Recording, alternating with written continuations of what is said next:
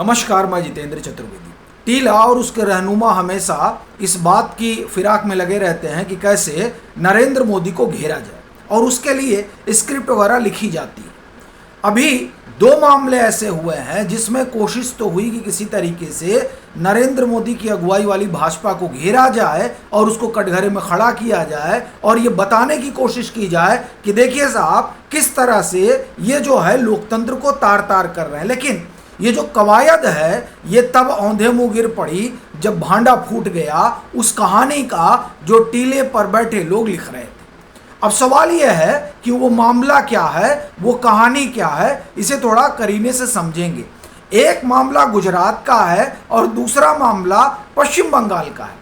ये गजब संयोग है कि आप देखिए दोनों जगह किस तरीके से नरेंद्र मोदी को घेरने की कवायद चल रही थी। एक तरफ अरविंद केजरीवाल ने मोर्चा खोला और दूसरी तरफ ममता बनर्जी ने, लेकिन दोनों ही जगह भांडा फूट गया।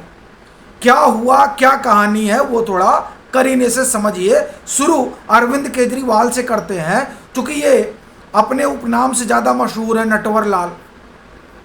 तो इन्हें इस नाम से क्यों बुलाया जाता है वो बात जो है वो खुलकर अब सामने आने लगी है। पहले भी इस पर हम लोग चर्चा कर चुके हैं, लेकिन अभी जिस तरीके का घटनाक्रम है वो असल में बताता है कि अरविंद केजरीवाल किस हद तक जा सकते हैं। पिछले दिनों एक खबर हमने भी की थी और वो खबर अरविंद केजरीवाल के आरोपों के जानिब से हुई थी। क्या कि साहब आईबी वाले जो है इनके लोगों को बुला रहे हैं। वैसे अगर वो बुला भी रहे होंगे तो ठीक ही कर रहे हैं, मेरा तो ये मानना है। क्यों? क्योंकि गुजरात आम आदमी पार्टी का जो एफिलिएटेड पेज हुआ करता था उस एफिलिएटेड पेज ने ही इस समय हिंदुस्तान के लिए एक कहा जाए कि संकट खड़ा करने की कोशिश की। इन्हीं का चेला है वो अभिषेक दीप के। लेकिन बात जो हम लोग करने जा रहे हैं वो ये कि इन्होंने साहब कहा कि हमारे लोगों को बुलाया जा रहा है।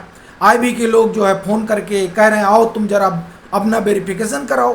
अरविंद केजरीवाल ने बाकायदे इसको एक्स पर पोस्ट किया और कहा कि हमने फ़ोन किया था तो वो आईबी के लोग तो हैं। अच्छा, इन्होंने सब रेकियों की कर ली। अब जब इतनी बड़ी बात हुई तो गुजरात पुलिस ने कहा कि भाई लाओ देखते हैं हम भी क्या है, क्या मामला है। और जाहिर सी बात है कि ये जांच पड़ताल का विषय बन जाता है। बाद में पता चला कि अरविंद केजरीवाल जो है वो सीधा सीधा झूठ बोल रहे थे। क्यों? क्योंकि जो लोग आईबी का बता रहे थे कि हम आईबी के लोग हैं वो दरअसल इसी आम आदमी पार्टी के लोग हैं जो पार्टी के भीतर चल रही अंदरूनी लड़ाई की वजह से एक दूसरे को परेशान कर रहे हैं आईबी का हवाला देकर।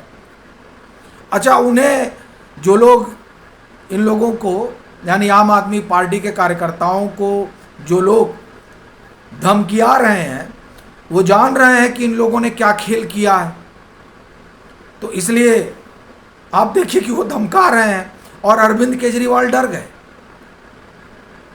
अरविंद केजरीवाल को लगा होगा कि साहब अब आईबी की दस्तक हमारे यहाँ होगी, क्योंकि आईबी ने एक रिपोर्ट तो तैयार की है जो सीधे तौर पर हिंदुस्तान की सुरक्षा से जुड़ी हुई है। और ये रिपोर्ट तब तैयार हुई है जब ये जो कॉकरोच पार्टी है ये आई, उसी समय आईबी को लगाया गया था। और आईबी के पास जो सूचना है वो सूचना आम आदमी पार्टी के लिए बहुत ठीक तो नहीं है।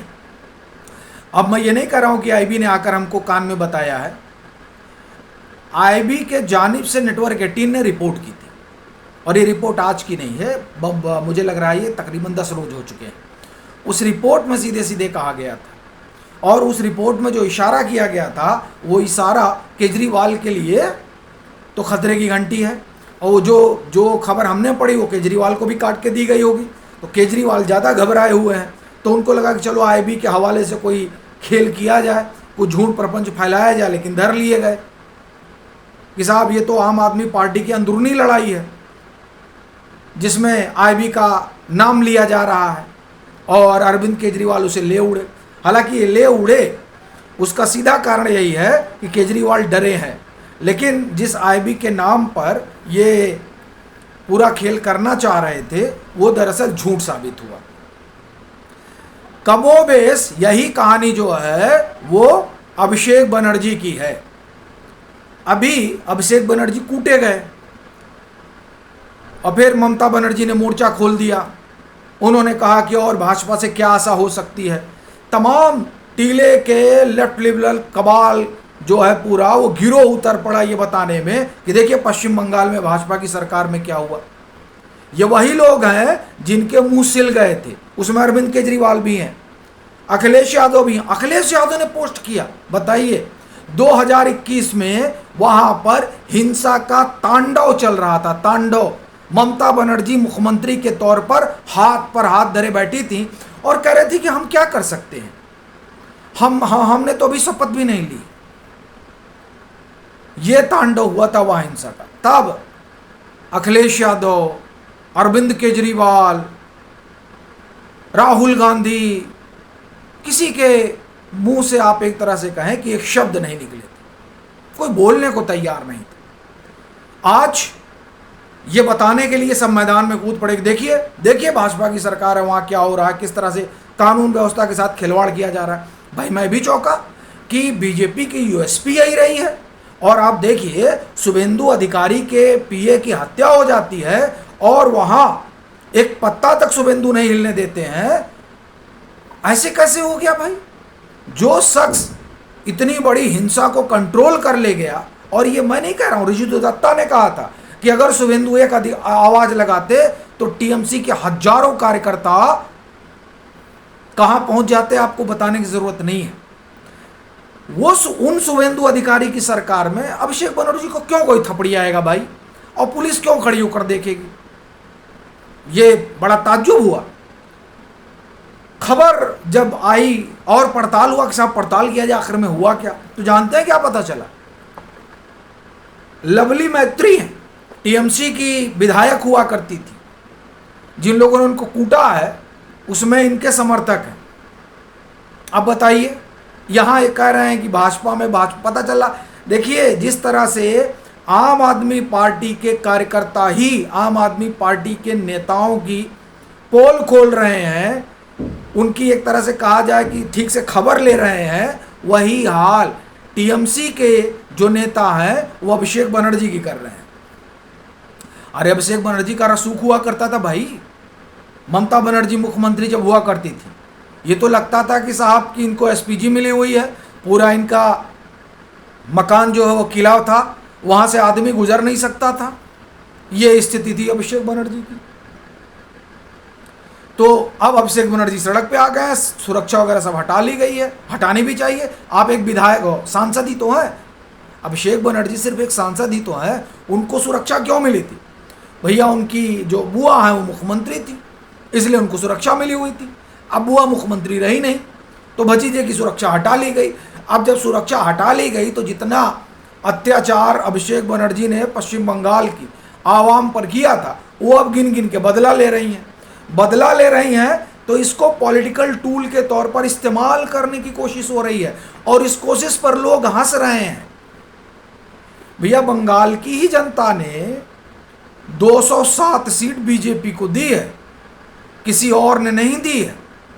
इसलिए जब आप इस तरह की बात करते हैं तो वहां की पब्लिक हंसती है कि देखिए कैसी बात कर रहे हैं। अरे हम कब गए इनको पीटने? और मान लीजिए 2-4 लपड़ थप्पड़ पा ही गए तो क्या बुराई है भाई? आपने जो बोया है वही काटिएगा। कहा भी जाता है यूपी बिहार में, जो कहावत है आपने भी सुनी होगी, नहीं सुनी है तो मैं तो बता ही रहा हूँ, किताबों में पढ़ा होगा कि बोया पेड़ बबूल का तो आम कहाँ से हो। भैया कांटे बोए हो, सोच रहो कि वहाँ से मीठा फल गिरेगा, तो ये तो मुमकिन नहीं है ना।